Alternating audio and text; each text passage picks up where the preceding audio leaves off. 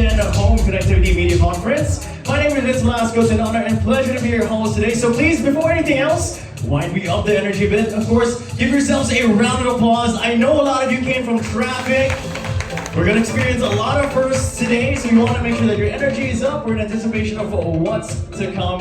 Now, it's great to see, of course, some of the new faces as well, some of the most respected faces in the industry, as well as some friends as well today. So we are going to take a deep dive into new technologies as we speak. So, as a lot of you know, with the growing demand for affordable, fast, and unlimited internet connection, our next-gen home connectivity truly stands out. Especially when it comes to, of course, smaller devices, whether it's a wearable or a smart home gadget, as a lot of us have today. So whether you are a content creator, whether you are a businesswoman, whether, of course, you're into tech, a gamer, streamer, so on and so forth, this is definitely for you. Now, our product highlight for today, of course, is the Dito Home WOWFi. And yes, that's how it sounds, WOWFi, and with good reason. Which we are officially launching today, which truly provides a life-changing home internet experience, offering reliable speed and higher convenience, making it easier to stay connected, especially at home. And trust me, today we're going to hear from some people who work very well and successfully from home as well. So we'll dive deeper into the exciting development shortly. But of course, as we talked about those who came today, as we begin our program, let's of course acknowledge some of our distinguished guests and VIPs today. So please give them a round of applause, and if wherever you are, wave as I called you. We have, of course, our Dito Chief Revenue Officer, Consumer Business. Where is Miss Evelyn Jimenez? Over here, yes. You'll hear from her very shortly, of course. And of course, aside from that, we have none other than Dito Chief Technology Officer, very decorated individual, retired Major General Rodolfo Santiago. Round of applause, please. Now, of course, speaking of technology, we have our partners from Huawei Technologies who are here. So I'm going to run through some of your names if you're present. Please, of course, acknowledge yourselves. We have Leon Go Alemwang. If you are here, please raise your hand. Thank you so much, sir, of course.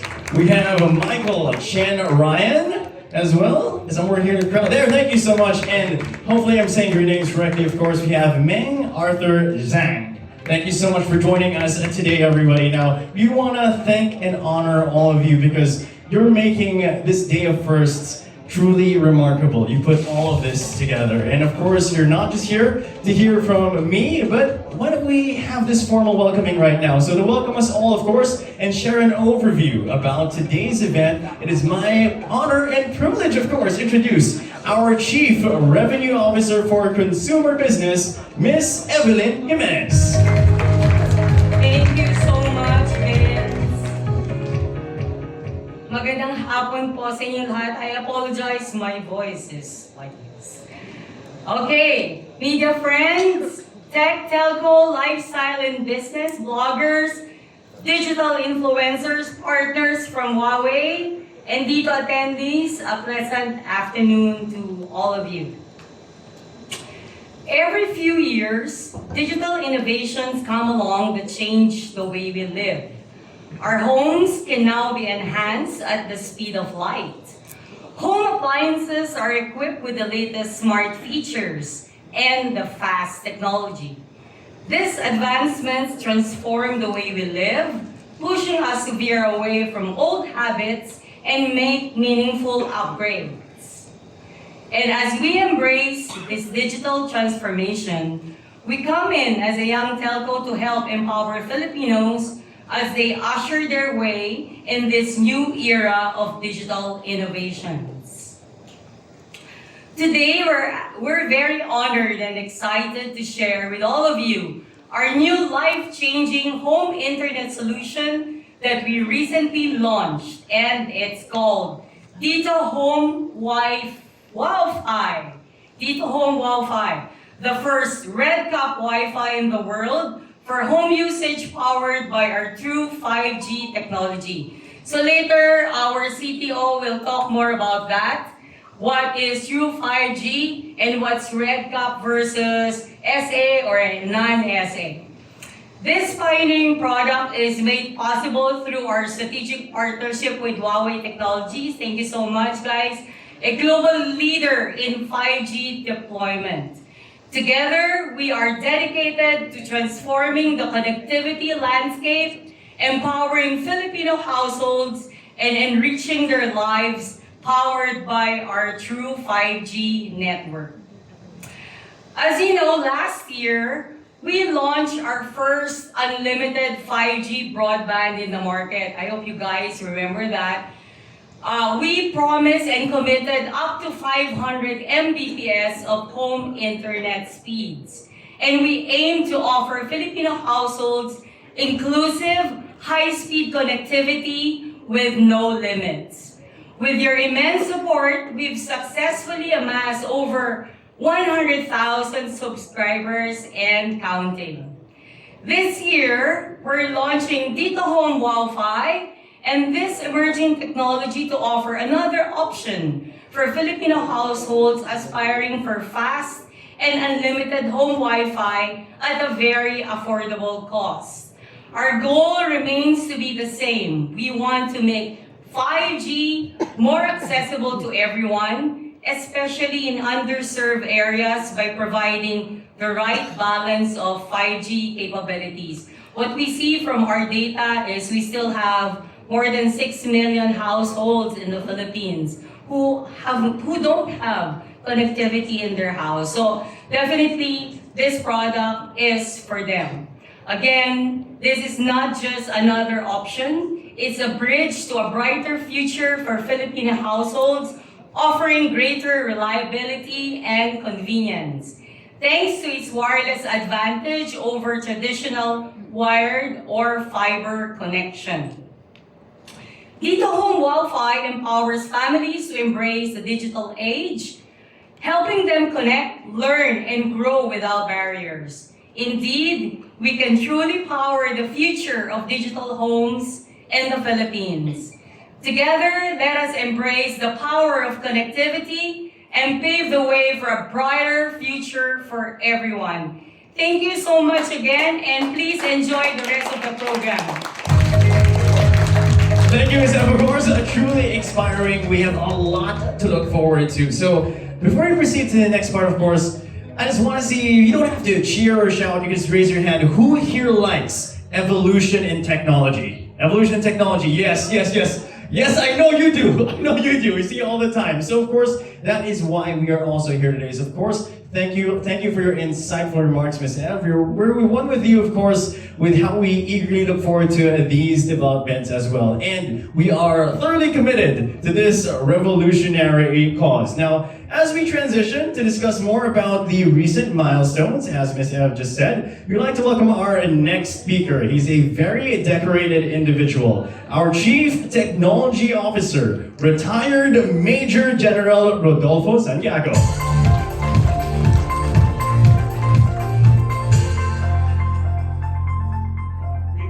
Akala ko, sasabihin mo, the next Gen Boy. Good day, everyone.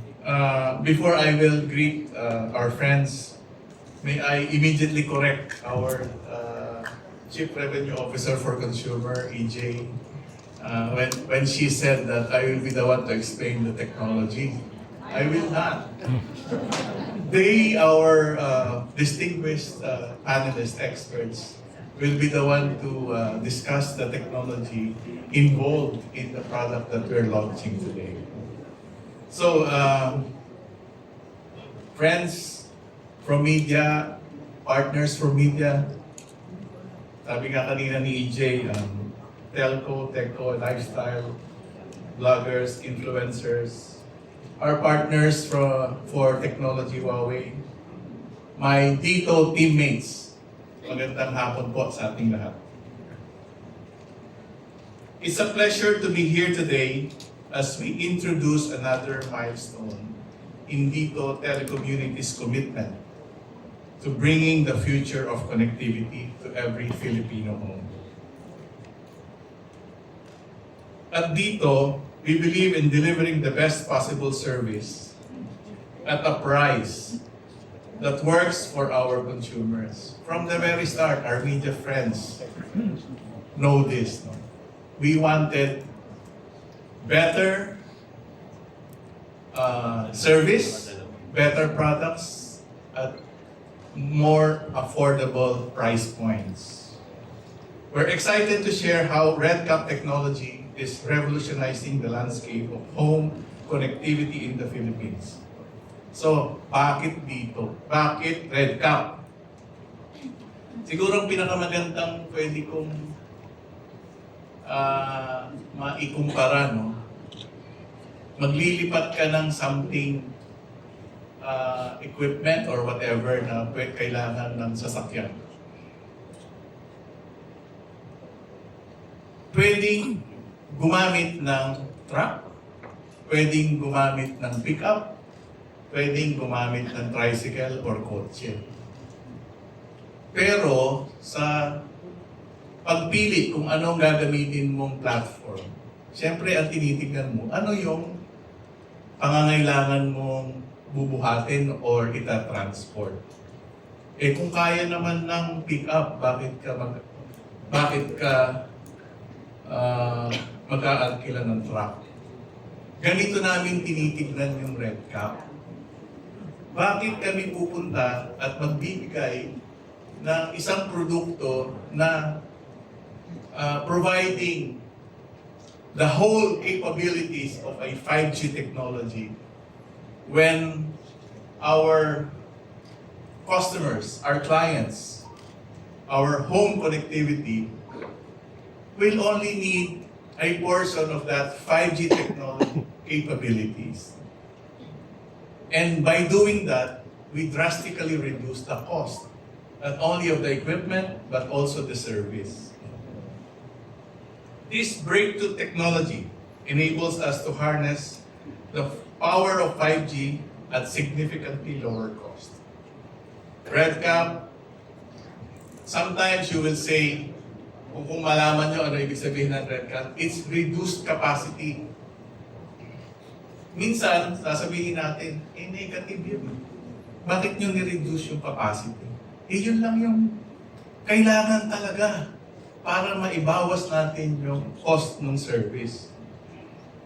That really allows us to offer 5G performance while managing cost more efficiently.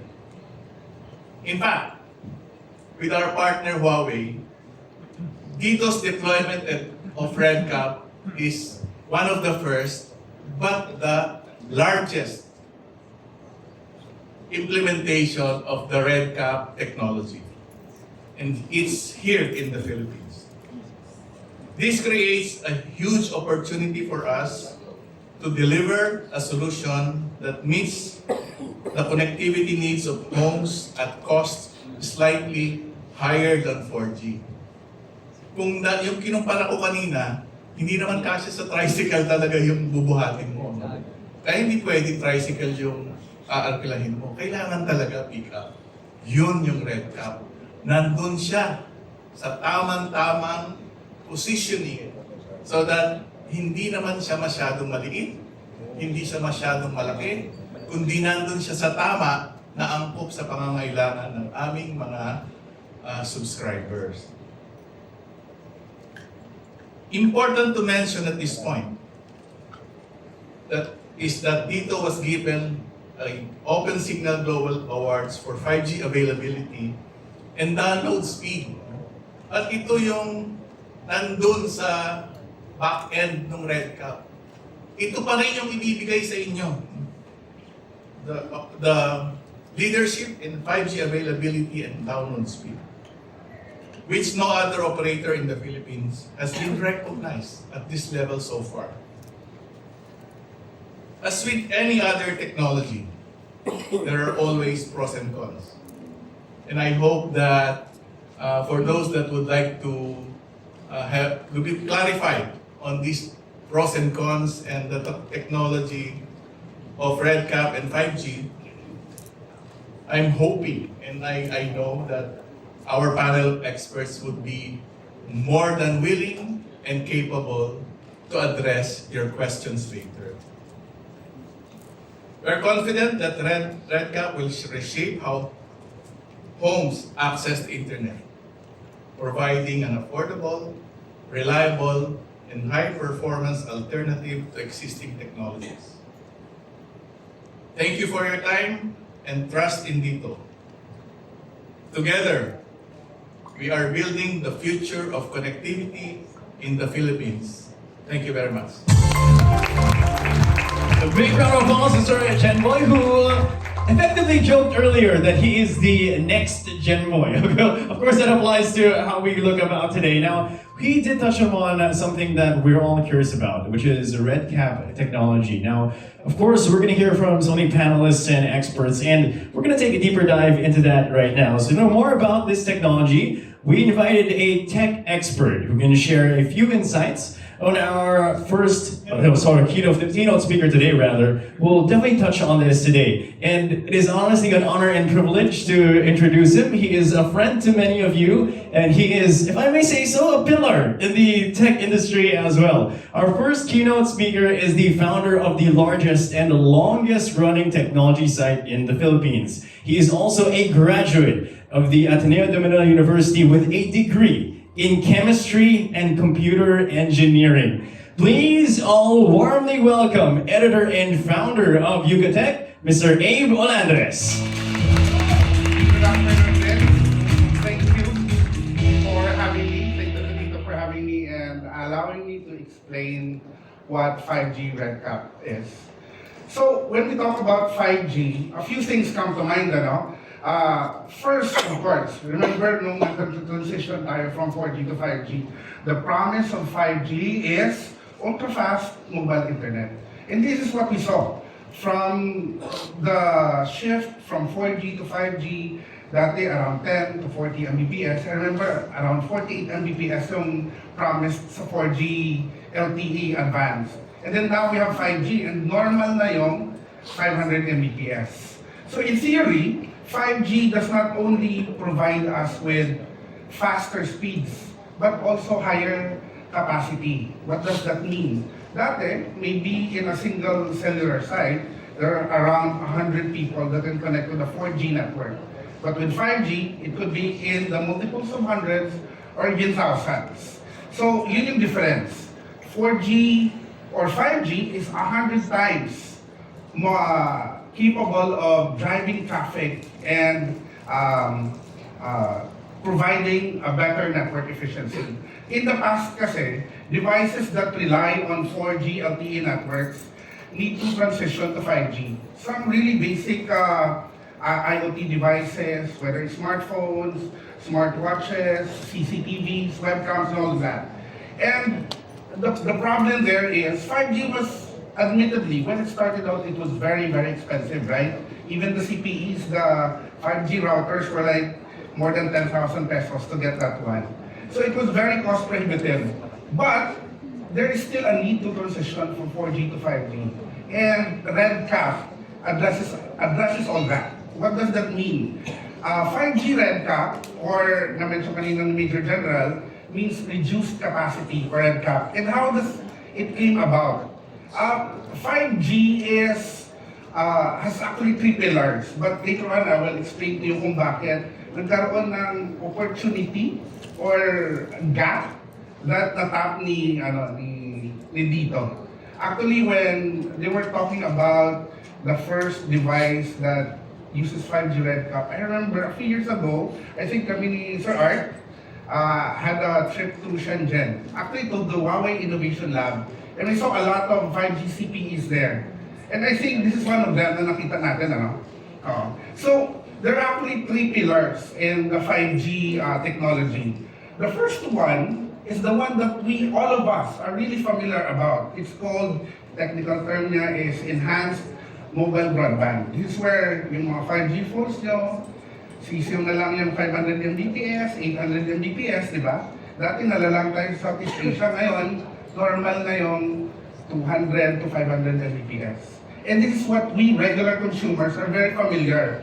Every time we fire up Ookla, and then we get that cheer na, oh, may mabilis yung internet speed ng mobile phone natin. The second pillar is has a technical term na URLLC or ultra reliable low latency communication, which is heavily used for mission critical functions such as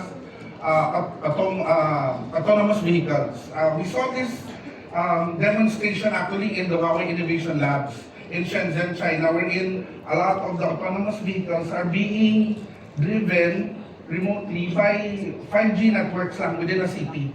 So it could be used for transportation. Na hindi na kailangan in the future, the mga EVs nyo and autonomous vehicles can be driven through 5G networks. Why? Because with the low latency, you're able to get a response from the network, from the device to the network, or the car to the network up to 1 millisecond. And that 1 millisecond is very critical because of course, the car or the vehicle is driving on public roads, right? So yun yung importance ng second pillar of the 5G technology. The third pillar is the one that we rarely see, but actually we also encounter this in some industries.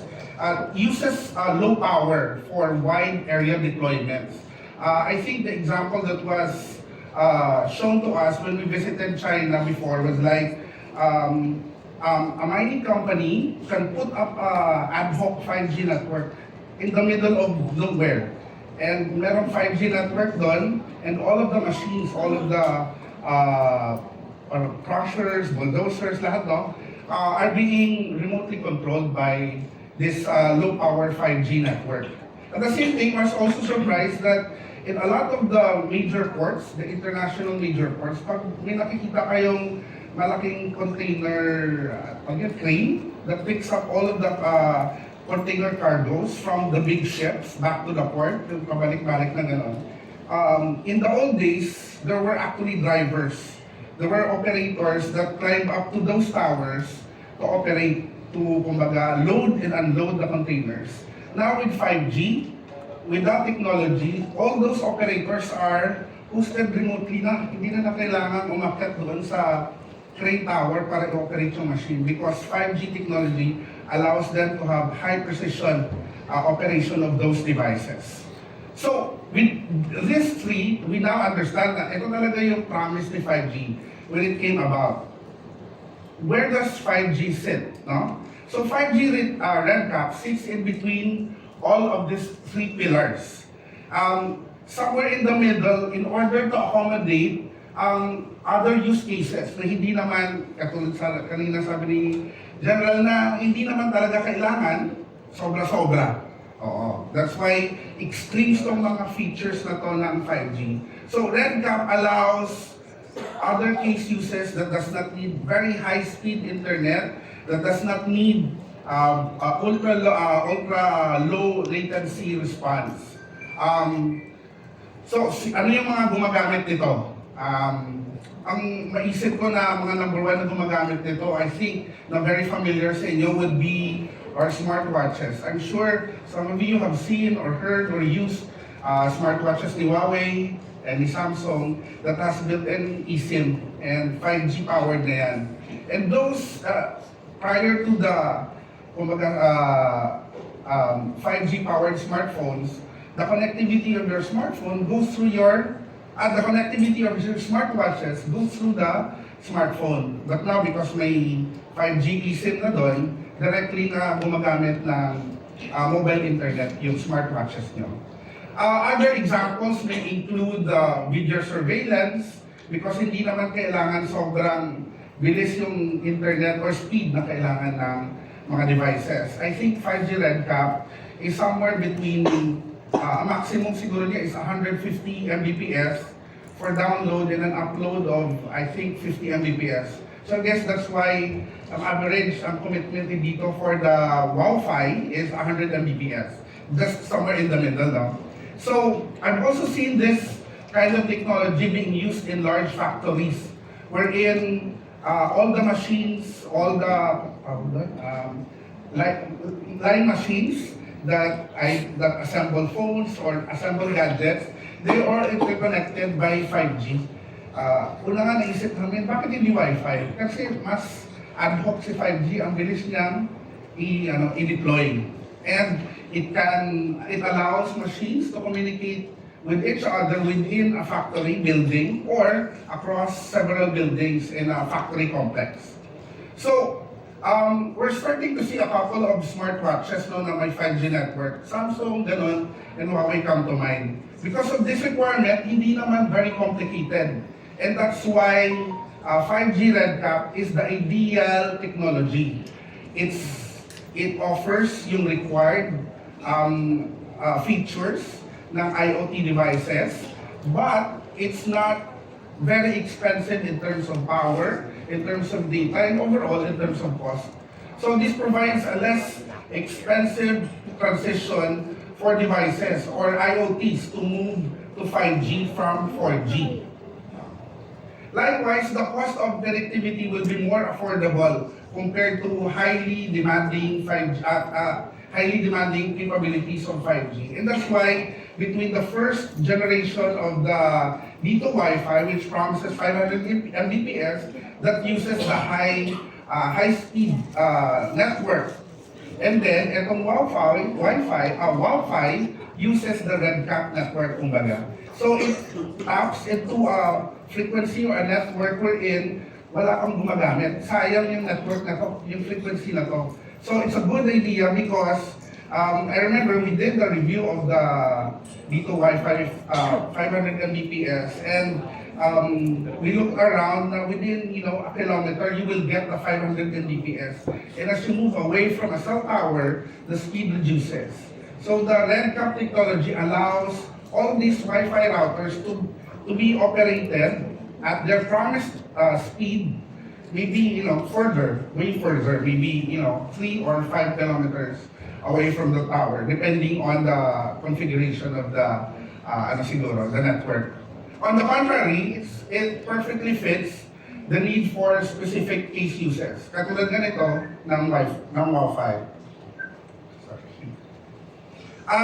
There are other adoptions that we can think of in the future wherein specific devices or specific appliances will have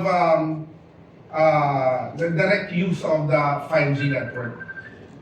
Sorry.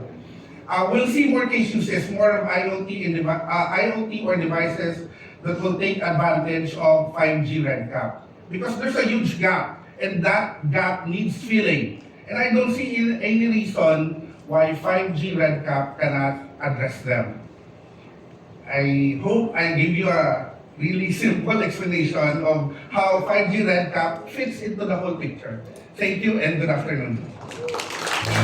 Of course, thank you so much, Abe, and as always, I love the explanation. I wish at some point that you were my professor in college.